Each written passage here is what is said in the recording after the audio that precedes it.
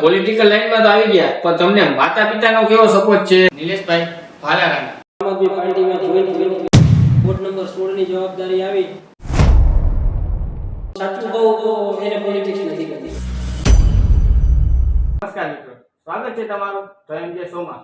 આપણે અત્યારે વાત કરી હતી નિલેશભાઈ ભાલારાણા. આપણે પહેલા વાત કરીએ, તમારો જન્મ ક્યાં થયો? મારો જન્મ જામનગરમાં થયો છે ને જામનગરની અંદર સંકટેકરી વિસ્તારમાં થયો છે કે લોઅર મધ્યમ વર્ગ વિસ્તાર. તમારા ફેમિલીમાં નિલેશભાઈ કેટલા સભ્યો છે? મારા ફેમિલીમાં અમે 2 ભાઈઓ છે, એક બેન છે અને મારા મમ્મી પપ્પા અને બંને ભાઈઓ મેરેજ છે. તમે પણ મેરેજ છો? હું પણ મેરેજ છું. ફેમિલીનો તમારે કેવો સપોર્ટ છે? મારા ફેમિલીનો આમ જોઈએ ને તો કોઈ પણ જીવનની અંદર કોઈ પણ જગ્યાએ જાઓ તો ફેમિલીના સપોર્ટ વગર ક્યાંય કશું થતું નથી.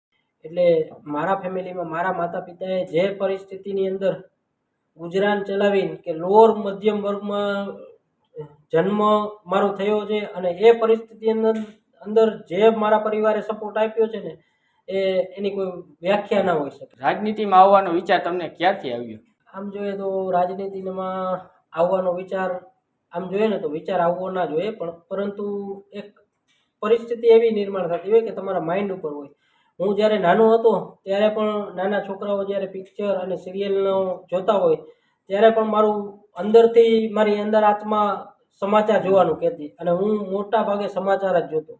પછી જેમ જેમ મારી જુવાની આવી એમ મને એવું થયું કે હવે આપણે પોલિટિક્સમાં જવું જોઈએ અને કંઈક કામ કરવું જોઈએ. તો તમે પોલિટિકલ જર્ની ક્યારથી સ્ટાર્ટ કરી? પોલિટિકલ જર્ની આમ તો મારા એક મિત્ર છે રાજુભાઈ ચોચા કરીને, અને એ મારો બચપનનો સુખ દુઃખનો સાથી અને હમસફર કહે તો હમસફર. એની જોડે જોડે હું ભારતીય જનતા પાર્ટીમાં 2003-4 થી ચાલુ કરી અને ભારતીય જનતા પાર્ટીમાં 2006માં હું સક્રિય સભ્ય રહ્યો અને ત્યારબાદ 2018 સુધી ભારતીય જનતા પાર્ટી સાથે જોડાયેલો રહ્યો. 2018 સુધી તમે બીજેપી એટલે કે ભારતીય જનતા પાર્ટીમાં જોડાણા કે એમાં તમે કામ કર્યું કે હતા? તો હવે હાલમાં તમારો આગળ શું નિર્ણય છે કે તમે શેમાં જવા માંગો? ભારતીય જનતા પાર્ટીમાં 2018માં મેં જ્યારે પરિસ્થિતિના કારણે છોડી દીધી, ત્યારબાદ હું 2019-20માં આમ આદમી પાર્ટીનો જ્યારે ઉદય થયો, દિલ્હીની અંદર સરકાર બની, ત્યાં પ્રેરિત થઈ અને પાર્ટીની વિચારધારા સાથે જોડાયો અને 2021માં હું ઓફિશિયલી આમ આદમી પાર્ટીમાં જોઈન થયો અને ત્યારબાદ હું કન્ટિન્યુ પાર્ટીએ મને જ્યારે વોર્ડ નંબર 16ની જવાબદારી આવી કે વોર્ડ નંબર 16ના પ્રમુખ તમે, અને જ્યારે હું એક વ્યક્તિ હતો ત્યારથી પાર્ટીમાં વોર્ડ નંબર 16માં કામ કર્યું. ત્યારબાદ મને શહેર સંગઠનમાં લીધો, શહેર સંગઠનમાં ઉપપ્રમુખ બનાવ્યો, ત્યારબાદ ખજાનચી બનાવ્યો અને હાલ હું આમ આદમી પાર્ટી જામનગર શહેર મહામંત્રી તરીકેની ભૂમિકા ભજવી રહ્યો. તો આગળ તમને ટિકિટ મળવાની જે ફાઇનલ જ છે આ વખતે? નહીં, એવું ના હોય. જો પોલિટિક્સમાં આવો અને બધું તમારા પ્લાન મુજબ થતું એવું ના હોય. પાર્ટીએ મને કીધું છે કે ભાઈ તમે દાવેદારી કરો. હાલ અમે 8-10 જણાએ વોર્ડ નંબર 16માંથી દાવેદારી કરી છે, પરંતુ પાર્ટીને અમે સેન્સ પ્રક્રિયા આપી દીધી છે. હવે પાર્ટી જે નક્કી કરશે, પાર્ટી એવું કહેશે કે તમારે ચૂંટણી નથી લડવાની અને તમારા સાથી મિત્રને જીતાડવાના, તો આપણે એ રીતે કામ કરશું. અને પાર્ટી એવું કહેશે કે તમારે ચૂંટણી લડવાની છે, તો આપણે મજબૂતાઈથી ચૂંટણી લડશું. નિલેશભાઈ, આપણે આમ જોઈએ તો તમારે કયો વિસ્તાર લાગુ પડે? અત્યારે મેં આમ આદમી પાર્ટીમાં વોર્ડ નંબર 16માં દાવેદારી કરી છે. જે વોર્ડ નંબર 16 છે, હર્ષદ મિલની ચાલીથી લઈ અને છેક લાલપુર બાયપાસ સુધી, આમ નીલગીરી વિસ્તાર અને ધોરીવાવ સુધી, જે રણજીત સાગર રોડ ઉપર આવે. બરાબર. પાર્ટીમાં સેવા કરવાનો મોકો મળે આગળ જતા, તો તમે જામનગરમાં શું શું પરિવર્તન લાવવા માંગો છો? તો અત્યારે તો જામનગરની અંદર હું મહાનગરપાલિકાની ચૂંટણી લડી રહ્યો છું, એટલે તો મોટા ભાગે મારા ભાગમાં સેવા આવશે. કદાચ પ્રજા મને જન અધિકાર માટે ચૂંટીને મોકલે તો અત્યારે વોર્ડ નંબર 16ની ઘણી બધી એવી સમસ્યાઓ છે કે જેમ કે રોડ રસ્તા અને સફાઈના પ્રશ્નો અને નાના મોટા ઇન્ફ્રાસ્ટ્રક્ચર, અને ક્યાંક ને ક્યાંક અવ્યવસ્થાના કારણે અવ્યવસ્થા ઊભી થાય છે. અને સારી સરકારી સ્કૂલો, અમે જે સરકારી સ્કૂલો જેટલી છે અમારા વોર્ડની અંદર, એની અમે પ્રાથમિકતા આપીશું કે સરકારી સ્કૂલો કેમ કરીને સારી થાય, અને ત્યારબાદ સરકારી હોસ્પિટલો ઉપર અમે ધ્યાન આપીશું કે કેમ કરીને પ્રજાની સુખાકારી માટે અમે પ્રજાને કેટલા ઉપયોગી થઈ શકીએ. અત્યારે હાલમાં આપણે જોઈએ તો સરકારી હોસ્પિટલ છે, સરકારી સ્કૂલો છે, જેમાં અત્યારે જોઈએ તો છોકરાઓ ભણવા જ નથી માગતા. કારણ કે એનું આપણે જોઈએ તો એક આપણા સિટીમાં બીજા સિટી કરતાં વાત કરીએ તો થોડુંક નીચું છે, કારણ કે એમાં કોઈ દેખરેખ કરવાવાળા નથી, ધ્યાન નથી દેતા. એટલે તો અમે એના માટે જ આમ આદમી પાર્ટી સંઘર્ષની લડાઈ, મુખ્ય અમારો સંઘર્ષ કરવાનો હેતુ જ એ છે કે શિક્ષણ અને આરોગ્ય, એટલે આરોગ્ય સુવિધાઓ ક્યારે સારી થાય કે જ્યારે ચૂંટાયેલા પ્રતિનિધિત્વ હોય એ લોકો સરકારનું ધ્યાન દોરે અથવા તો સરકારને રજૂઆત કરે અને એની કર્મનિષ્ઠા હોય તો આ બધું શક્ય બને છે. સ્વચ્છતાની વાત કરીએ તો હું જ્યારથી જોઉં છું ત્યારનું આમ આદમી પાર્ટીનું મેં જોયું છે કામ, જ્યારથી સ્વચ્છની બાબતે જોઈએ તો ત્યારથી હું જોતો આવું છું કે ત્યાર પછી આપણે દરેક સિટીમાં ક્લીન થવામાં કે ચોખ્ખાઈમાં બહુ સારું કામ છે. આમ આદમી પાર્ટીનો વિષય જ કામની રાજનીતિ છે. અમારો મુખ્ય આમ આદમી પાર્ટીનું સ્લોગન છે, અમે રાજનીતિ કરવા નહીં પરંતુ રાજનીતિ બદલવા આવ્યા છે.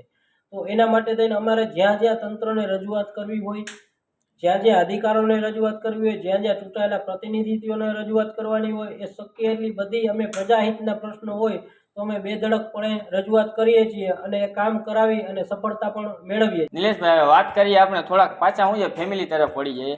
તો તમે નાના હતા, હવે મમ્મી પપ્પાનો તો માર ઓબ્વિયસલી બધાએ ખાધો જ હોય છે, તો તમારું કેવું હતું ખાધું નાના હતા ત્યારે? નાનો હતો ત્યારે મને એક આમ જોઈએ તો મમ્મી એમાં નિર્દોષ હતા, પરંતુ મને ઝાડુએથી એવો માર્યો હતો કે જ્યાં સાવેણી હોય ને એ આપણે સાવેણી સાવ તૂટીને એના પીછા નોખા ન થઈ ગયા ને ત્યાં સુધી એની જર્ની એવી છે કે મારા ઘર પાસે એક બિલાડી વ્યાણી હતી. બરાબર. હવે બિલાડી વ્યાણી અને 4-5 દિવસ થયા એના બચ્ચા ફેરવતી હોય છે, આપણે જોતા હોય બિલાડી ઘર બદલાય, તો મેં એનું એક બચ્ચું મારી અગાસી ઉપર રહી ગયું હતું અને એ ફેરવતા ભૂલી ગઈ હતી. તો 2-3 દિવસ મેં જોયું કે બિલાડી આવતી નહોતી. પછી મેં અગાસી ઉપર એક વેસ્ટેજ માલનું ઝૂંપડું બનાવ્યું અને એની અંદર હું બિલાડીને રોજ ઓલી નાના છોકરાને દૂધ પાવાની બોટલમાં દૂધ પાતો. હવે એ સેવાનું માધ્યમ હતું, મારો ઇન્ટેન્શન ખોટો નહોતો, પણ મમ્મીને ખબર પડી કે આને બિલાડી પાયરી છે અને બચ્ચું એના માંથી નોખું પડ્યું. પછી ત્યારે મને ત્યાં જ ઉપર જ અગાસી ઉપર જ મારી સર્વિસ કરવામાં આવી અને સારી રીતે સર્વિસ કરી નાખી. અને પછી મમ્મીને ખ્યાલ આવ્યો કે પછી મેં ચોખવટ કરી કે મમ્મી આ બિલાડી 3-4 દિવસથી આવતી નથી, એટલે એના માટે હું એને દૂધ પાતો હતો. પછી મમ્મીને પણ અફસોસ થયો અને મને પણ એવું થયું કે ભાઈ માર ખાધો, પણ કોઈ વાંધો નહીં, ખાધો તો ખાધો, આપણે સેવાના માધ્યમથી ખાધો. નિલેશભાઈ, મેન વાત એ કે હું આવ્યો ત્યારનો જો તમે તિલક નહીં કરેલું છે, તો આ લાઈનમાં તમે આધ્યાત્મિક રીતે કઈ રીતે આગળ વધો? જો એ એક આપણું રિલિજન એટલે એક હિન્દુ ધર્મ શાસ્ત્ર મુજબ કોઈ પણ માણસને, મારું એવું અંગત માનવું છે કે કોઈ પણ માણસ જે ધર્મમાં માનતો હોય, પરંતુ તિલક અથવા ચાંદલો અથવા હિન્દુ ધર્મનું પ્રતિક હરેક માણસોએ કરવું જોઈએ. અને હું પોલિટિક્સમાં જાઉં અને આધ્યાત્મિક સંસ્થા BAPS સ્વામિનારાયણ સંસ્થા સાથે જોડાયેલો છું, ખોડલધામ સાથે પણ જોડાયેલો છું અને મારા મોટાભાગના મિત્રો આધ્યાત્મિક લોકો છે. અને મારા ગુરુનું એક વચન છે કે જે વિશ્વ પ્રસિદ્ધ છે, પ્રમુખ સ્વામી મહારાજ, તમે નામ સાંભળ્યું. પ્રમુખ સ્વામી મહારાજનો શિષ્ય છું અને એનું સ્લોગન હતું કે બીજાના ભલામાં આપણું ભલું. અને યોગીજી મહારાજ અમારા, એમનું પણ આ સ્લોગન હતું. અને વર્તમાન કાળે મહાન સ્વામી મહારાજ સમ સદભાવ એકતાની વાત કરે છે. તો હું BAPS સંસ્થા અરે હાલમાં પણ જોડાયેલો છું અને આટલી વ્યસ્તતાના કારણે પણ હું મારી રવિ સભા, જે અમારી BAPS સંસ્થાની અંદર રવિ સભા એટલે એક પાયાનો પથ્થર કહેવાય છે કે આધ્યાત્મિક રીતે અને સમાજમાં જે તમારે બેલેન્સિંગ કરીને આ મુશ્કેલભરી જિંદગીમાં સર્વાઈવ કરવું હોય તો આધ્યાત્મિકતા જરૂરી છે. તો એના માટે રવિ સભા હું ડેઈલી માટે દર રવિવારે હું રવિ સભામાં બેસું છું અને સંપૂર્ણપણે 2 કલાક મારા ફોન પણ બંધ હોય છે, 2-2.5 કલાક. એટલે આધ્યાત્મિક રીતે પણ જોડી અને માઇન્ડ પણ એક આપણું આધ્યાત્મિક રીતે જોડાય અને પોલિટિક્સમાં પણ સારા વિચારો લઈ અને આપણે આગળ વધી શકીએ, સારા કામ કરી શકીએ, પ્રજાના સેવા કાર્યો કરી શકીએ. જેમ કે BAPS સંસ્થા છે તો કોઈ પણ વસ્તુ ગમે ત્યારે પૂર હોય, ઓનારત હોય, યુદ્ધ હોય, કોઈ પણ પરિસ્થિતિની અંદર સેવામાં મોખરે હોય તો એના એક ગુણ છે મારામાં, એ આધ્યાત્મિક રીતે પણ જોડાયેલા છે. BAPS સંસ્થાની અંદર સેવામાં પણ હું જોડાયેલો હોઉં છું.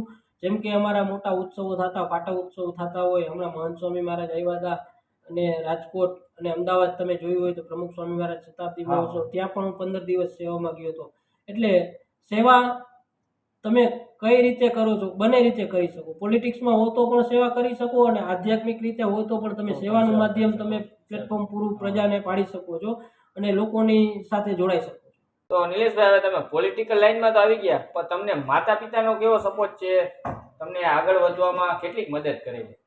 આમ જોવું ને તો પોલિટિકલ લાઈનમાં મોટા ભાગે કેવું હોય છે કે માતા પિતાની સહમત વગર કોઈ પણ વસ્તુ નથી. મારા માતા પિતાએ જે તે વખતે હું અનમેરિડ હતો અને નાનો હતો અને પોલિટિક્સ પાર્ટીની કાર્યાલય પાર્ટીની રેલીઓમાં જતો, મારા માતા પિતાએ કોઈ દિવસ મને રોક્યો નથી અને મારા મમ્મી પપ્પાએ કોઈ દિવસ મને એવું નથી કીધું કે દીકરા આમ કરાય, આમ થાય, તને જે યોગ્ય લાગે એ કરજે, પણ આપણી નીતિમત્તા ક્યારેય નથી ચૂકવાની, એ ધ્યાન રાખજે, એટલી મને સલાહ દીધી છે. અને અત્યારે હું પણ મારા માતા પિતાની જે મને આપેલી સલાહ છે એ મુજબ જ ચાલુ. નિલેશભાઈ, વાત કરીએ તમારા મેરેજ લાઈફની અને તમારા વાઈફ વિશે થોડી ઘણી, કે તમને કેવો સપોર્ટ કરે છે આમાં? જો ભાઈ મેરેજ વિશે વાત કરીએ ને તો ભાઈ મારા મેરેજની જર્ની કહું ને તો 14 વર્ષ હમણાં પૂર્ણ થયા. 14 વર્ષની લાઈફની અંદર હું ધંધામાં ક્યાં સફળતા અસફળતા મળતી જ હોય છે. એ લોઅર મધ્યમ વર્ગમાંથી આવતા હોય એટલે એનો સામનો કરવો જ પડતો હોય છે. પરંતુ મારા વાઈફ એટલે મારા ધર્મપત્ની મિત્તલે મને કોઈ દિવસ ક્યારે પણ એવું નથી કીધું કે ભાઈ આમ છે ને તેમ છે ને, મને જેટલો બને એટલો સપોર્ટ કરે અને મને અંદરથી એવું પ્રાઉડ ફીલ કરાવે કે ભાઈ કાંઈ વાંધો નહીં, આ આપણે નિષ્ફળતા મળી છે તો સફળતા પણ મળશે, પણ આપણે આપણું કાર્ય છોડવાનું નથી. સખત પરિશ્રમ, મહેનત અને આપણો સાથ હર હંમેશ એ પોઝિટિવ રીતે આપણે પ્રોત્સાહન આપતી હોય છે. અને પોલિટિક્સમાં તો કહું ને તો સાચું કહું તો એને પોલિટિક્સ નથી ગમતું, પરંતુ ક્યાંક ને ક્યાંક એ મારી ભાવનાના હિસાબે કાંઈ બોલે નહીં, પણ પછી એવું કે ભાઈ મને તો આ ન ગમે પણ આ કરે છે એટલે હવે એને ના રોકે કોણ. અને એવું ઘણી બધી એવા પ્રશ્નો થતા હોય કે જ્યારે ન ગમતું હોય ને એ વિષયમાં આપણે જતા હોય ને તો કેટલી વાર એવા પ્રશ્નો થતા હોય કે ભાઈ માનો હું જનરલી 1 વાગે જતો હોઉં છું બપોરે જમવા, તો કેટલી વખત એવું થાય કે 1 વાગે જમવાનું હોય ને ફોન કર્યો હોય કે ભાઈ આવો છો, એટલે હું એમ કહું કે હા આવું છું. અને ત્યારબાદ મને કાંઈ એવું સેવાનું કામ આવે અથવા કોઈનો એવો ફોન આવે કે નિલેશભાઈ અહીંયા રોડ ખરાબ છે અથવા અહીંયા કાંઈ પ્રશ્ન છે, તો અહીંયા જતો હોઉં છું, ઘરે ફોન કરવાનું ભૂલી જાઉં. પછી એ પણ 2-2:30 વાગ્યા સુધી વાહ જોવે કે હમણાં આવે અને ત્યારબાદ ઘરે જાય એટલે પછી ખબર પડે ઓહો આપણે કીધું હતું ને જમવાનું, તો એને જમ્યું ના હોય, એટલે આવા પ્રશ્નો થતા હોય છે. નિલેશભાઈ, હવે તો વાત કરી લઈએ આપણે થોડી ઘણી સુખ દુઃખની. તો તમારા જીવનમાં આટલા વર્ષના અનુભવમાં તમને ક્યારે એવું લાગ્યું કે મને આ ખુશી મળી છે? તો જો આપણા જીવનની અંદર હોય છે તો સર્વપ્રથમ તો આમ જોઈએ તો ભાઈ મેરેજ લાઈફ તો એ તો ખુશીના સમાચાર બધા માટે હોય, પરંતુ સંતાન પ્રાપ્તિ જ્યારે થાય કે ભાઈ મારે ઘરે બાબાનો જન્મ થયો ત્યારે સૌથી વધારે ખુશીનો માહોલ હોય, એ આપણે જોઈએ જ છીએ અને સમજી શકીએ કે ભાઈ સંતાનથી વધારે ખુશી તો કોઈ દુનિયાની અંદર છે જ નહીં. હવે વાત કરીએ સુખ દુઃખની. હવે ખુશી તમને સુખ તો મળવાનું જ છે, પણ સાથે સાથે ભૂલ્યા વગર એટલું યાદ રાખજો કે દુઃખ તમારી પાછળ જ હોય છે. એટલે વાત કરી લઈએ આપણે નિલેશભાઈ કે દુઃખનો પ્રસંગ એ આવવાનો જ છે લાઈફમાં, તો તમારી સાથે એવું કાંઈ બનાવ? મારી સાથે દુઃખનો પ્રસંગ જોઈએ ને તો એ મારા કઝિન, મારા કાકાની છોકરી છે, એ ડેથ થઈ ગઈ. આઈ થિંક 95-96 અંદર નવરાત્રીમાં અંદર ટ્રેનિંગ લેતી હતી અને ત્યારે ગુજરી ગઈ. તો એ મારી પ્રિય બેન હતી, મારે પણ બેન છે ખુદને, પણ એ થોડીક ભગવાનની હેન્ડીકેપ ટાઈપ છે, એટલે એનું પોતાનું કામ કરી લે છે, પરંતુ એ સ્વનિર્ભર નથી કે રસોઈને એવું ના બનાવે. પરંતુ એની સાથે મારે જે કાકાની છોકરી હતી મોટી, એ મારે સાવ આમ પ્રિય કહું તો પ્રિય, અને એ બેન જે ડેથ થઈ ને ત્યારે મારી જિંદગીની અંદર મોટામાં મોટો દુઃખનો પ્રસંગ કહું ને તો આ એક. અને ત્યારબાદ હમણાં આવનારા થોડા સમય પહેલાં 3 વર્ષ પહેલાં એ જ કાકાની બીજી દીકરી હતી જે મેરેજ લાઈફમાં, એનું પણ એક્સિડેન્ટલી મૃત્યુ થયું. મારી જીવનની અંદર દુઃખના પ્રસંગ તો આ બે મારા મોટામાં મોટી દુઃખ, અને એ દુઃખ મારી જિંદગીમાં ક્યારેય હું ભૂલી નહીં શકું. તો નિલેશભાઈ, વાત હવે આપણે કરી લઈએ કે અભ્યાસની. તો તમે કેટલું સ્ટડી કર્યા છો? આમ જોઈએ ને તો મેં તમને જે પેલા શરૂઆત આપણી જે ઇન્ટરવ્યુનું શરૂઆત તમે કરી ત્યારે મેં કીધું હતું કે લોઅર મધ્યમ વર્ગનો મારો જન્મ થયો છે, એટલે અભ્યાસ આમ જોઈએ તો અભ્યાસ તો મેં છે ને 9 સુધી જ કરેલો છે, કેમ કે મારું ફાઇનાન્શિયલી બેકગ્રાઉન્ડ બહુ મધ્યમ વર્ગના પરિવારમાંથી આવતું હતું, એટલે મારી પોસિબિલિટી નહોતું કે હું આગળ સુધી ભણી શકું. પરંતુ હું 9 ધોરણ સુધી નેશનલ હાઈસ્કૂલમાં ભણ્યો છું. સરકારી હાઈસ્કૂલમાં શરૂઆતમાં મેઘજી પેથરાજમાં ભણતો, ત્યારબાદ શાળા નંબર 3માં ભણતો, પછી મેઘજી પેથરાજમાં, એટલે કોઈ પ્રાઇવેટ મોટી સ્કૂલમાં ભણેલ નથી. પરંતુ મેં સ્ટ્રગલ એવું કર્યું, મારે લોઅર મધ્યમ વર્ગની અંદર જન્મ થયો હતો, તો સ્વાભાવિક છે કે સ્ટ્રગલ તો ભાગમાં આવવાનું જ છે. એટલે મારી ભણવાની જર્ની જોઉં ને તો હું આમ જોઉં તો લગભગ 6 ધોરણ પછી હું સ્કૂલે પણ જતો અને નાના મોટા કારખાનામાં પાર્ટ ટાઈમ જોબમાં પણ જતો. અને જ્યારે મેં 8 ને 9 ધોરણ મેં ભેગું કર્યું છે, તો બપોર સુધી બપોરથી મારી સ્કૂલ હતી અને સવારમાં હું કારખાનામાં જોબ ઉપર જતો. અને ત્યારબાદ સાંજે હું પાછું જે કલાક મારી સ્કૂલની કપાય એ સાંજે ઓવર ટાઈમ કરીને પૂર્ણ કરતો અને એવી રીતે મેં ભણતર મારું પૂરું કર્યું છે. અને ત્યારબાદ પરિસ્થિતિ એવી નિર્માણ પામી કે ફાધરને નોકરી આવી એસટીની અને ફાધરને જવાનું હતું કચ્છમાં. તો નાના પગારની અંદર જો 5 જણાનું ફેમિલી ના ચલાવી શકીએ એટલે ન છૂટકે અમારે બંને ભાઈઓને ત્યારે ભણતર મૂકવું પડ્યું અને પોતપોતાની રીતે વ્યવસાય અમે નાસપાટીની ફેક્ટરીમાં મજૂરીએ જવા માંડ્યા. જવાબદારી પરિવારની આખી અમારા ઉપર આવી અને અમે એ સ્ટ્રગલ કરતા અમે અમારો ખુદનો વ્યવસાય, અત્યારે સારું છે વ્યવસાય. મારે પણ અત્યારે એલ્યુમિનિયમ સેક્શનનો વ્યવસાય છે અને મારા ભાઈને પણ એક ટ્રાન્સપોર્ટનો વ્યવસાય છે કે જે ડેઈલી અમદાવાદથી જામનગર ડેઈલી રૂટીન ટ્રાન્સપોર્ટેશનનું કામકાજ છે. અને મારા ફાધર એસટીમાં હતા, એ નિવૃત્ત છે, અત્યારે એ પણ નિવૃત્ત લાઈફ જીવી રહ્યા છે. નિલેશભાઈ, હવે વાત કરીએ આપણે. જો નાના હોય, હું નાનપણથી મોટો થયો એટલે હું બીજાને જોતો હોઉં કે ઓલો ભાઈ સાયકલ હલાવે છે તો મને કેદી આપવા મળે, ઓલો ભાઈ 2 વ્હીલર હલાવે છે તો મારે 2 વ્હીલર હલાવી છે તો મને ક્યારે મળે. તો નિલેશભાઈ, તમે ફર્સ્ટ ટાઈમ 2 વ્હીલર હલાવી હોય કે તમે જ્યારથી પહેલી તમે 2 વ્હીલર લીધી કે સાયકલ લીધી, તમારો અનુભવ છે? મારા અનુભવની વાત કરું ને તો લગભગ 98ની સાલમાં મેં પહેલા સાયકલ છોડાવી હતી એટલે ત્યારે એક ખુશીનો માહોલ જ અલગ હતો મારા માટે. અને એ સાયકલ 1900 રૂપિયાની હીરો રેન્જર MTB 9000 જે સલમાન ખાન એડવર્ટાઇઝમાં આવતો, એ મેં સાયકલ લીધી હતી. અને સળંગ હપ્તે હું જ્યાં બનાસ ફેક્ટરીમાં કામ કરતો હતો એ ભાઈ પાસેથી 1900 રૂપિયાનો મેં ઉપાડ લીધો અને દર અઠવાડિયે 50 કે 100 રૂપિયા હું મારા પગારમાંથી ભરાવતો.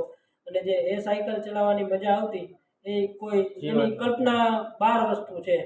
અને ત્યારબાદ વાહન ચલાવવાની વાત હોય તો વાહન ચલાવવાની વાત કરું ને તો મારી ખુશીના એકદમ ક્ષણ કહું ને તો TVS નું લીવના હતું, જે મારા ભાઈએ સેકન્ડ હેન્ડ લીધું હતું. અને એ 3 દિવસ ત્યાં એને રિપેરિંગ બધું કમ્પ્લીટલી કરાવીને 3 દિવસ થયું. અને ત્યારે મેં મારા ભાઈને કીધું કે ભાઈ આજે મને ગાડી દે ને તું મારા કારખાને. હું ત્યારે કારખાનામાં કામ કરતો અને મારા ભાઈને ઇલેક્ટ્રોનિક્સની દુકાન હતી કે જે છેટ વિશાલ હોટલ પાસે, એટલે મારે શંકર ટેકરીથી એ વિસ્તાર ગોકુલનગર જકાત નાકે થઈ સમર્પણ હોસ્પિટલે થઈ અને વિશાલ હોટલ પાસે, એટલે કે લગભગ 10-11 કિલોમીટરનું ડિસ્ટન્સ હતો. તો ત્યારે મને ખુશી એ વાતની થાય કે મારા ભાઈએ જે લીવના હતું ને એ મને આપ્યું કારખાના જવા માટે, કે જે મારું કારખાનું 1 કિલોમીટર દૂર હતું 49માં, અને મારા ભાઈને 10 કિલોમીટર. મારો ભાઈ ત્યારે 10 કિલોમીટર સાયકલ લઈને દિવસમાં 4 વાર, 2 વાર ગયો અને 2 વાર આવ્યો, એટલે 4 વાર જે થઈ અને જે તે મને સાંજે ખુશી હતી ને કોઈ એની કલ્પના વગર કે ભાઈ મારા ભાઈએ મારા માટે આવડું મોટું કામ કર્યું. અને મારા ભાઈનો હંમેશા સ્વભાવ રહ્યો છે કે જ્યારે એ મારે કાંઈ પણ મુશ્કેલી હોય અથવા કાંઈ પણ એવું હોય તો મારો ભાઈ હર હંમેશા મારી સાથે સપોર્ટમાં જ હોય છે. ભાઈ, તો હાલમાં તમે જે ચૂંટણી લડી રહ્યા છો તો એમાં તમારે પ્રચાર ને એની સેવાના કાર્યોની બધું કેવું ચાલી રહ્યું છે? અત્યારે વાત કરીએ પ્રચારની તો અમે વોર્ડ નંબર 16માંથી ચૂંટણી લડવાના છે. તો અમે ચૂંટણી લડવાના ત્યારે અમારી આમ આદમી પાર્ટી સામાન્ય માણસોની પાર્ટી છે, એટલે સામાન્ય માણસો અમે 6-7 ઉમેદવાર છે. અત્યારે અમે ઓલમોસ્ટલી ડોર ટુ ડોર આખો વોર્ડ અમારો જે અમે ડોર ટુ ડોર જઈએ અને સેવાના માધ્યમથી અમારા પેમ્પલેટ છપાવેલા છે, એમાં અમારા નામ નંબર લખેલા છે, એ લોકો સુધી પહોંચાડીએ છીએ અને લોકોના નાના મોટા કામ કરીએ છીએ. અને ડોર ટુ ડોરનો પ્રચાર ખૂબ સારી રીતે ચાલે છે. ઓલમોસ્ટ અમે 2 વાર ડોર ટુ ડોર વોર્ડ કરી રહ્યા છીએ અને હાલ પણ અમારી નવી રણનીતિ ચૂંટણીલક્ષી આવી રહી છે, એના ઉપર પણ અમે કામ કરી રહ્યા છીએ. નિલેશભાઈ, ચૂંટણી આવી રહી છે તો તમારા સાથી ઉમેદવારો કોણ છે? અત્યારે સાથી ઉમેદવારો અમે જે કોર્પોરેશનની ચૂંટણીમાં મોટા ભાગે એવું હોય છે કે જ્ઞાતિ સમીકરણો જોવાના હોય છે અને સીટો પણ રિઝર્વેશન હોય છે. જેમ કે અમારા વોર્ડ નંબર 16માં અત્યારે એક ઓબીસીની સીટ મેલમાં રિઝર્વ છે. તો મારા સાથી ઓબીસીના ઉમેદવાર છે મારે રસિકભાઈ પ્રજાપતિ, અને 2 જનરલ સીટ છે મારી સાથે.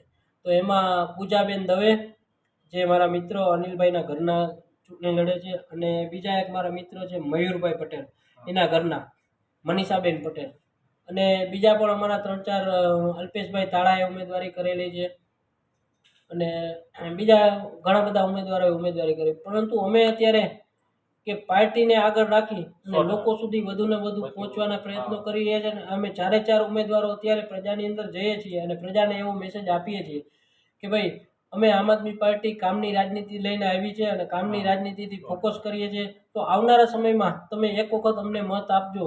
જો આ ચૂંટણી પતી જશે અને અમે જીતી જશું તો તમારા કામ કરીશું, અને આવતી વખતે મત માંગવા આવશું ત્યારે અમે તમને એવું કહેશી કે ભાઈ જો અમે પ્રચાર કરવા નથી આવ્યા, 5 વર્ષ તમારા કામ કર્યા છે, કામ કર્યા હોય તો અમને વોટ આપજો.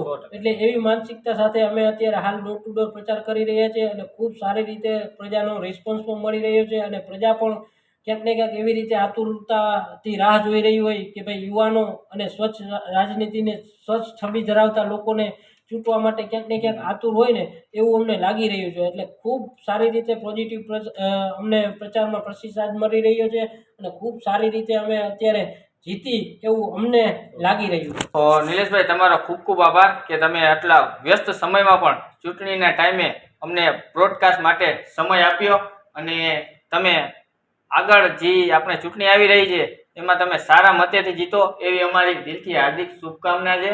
અને પાછો અમને પણ મોકો આપજો ખરી હો તમે. તો બધા મિત્રોને જય હિન્દ, જય ભારત.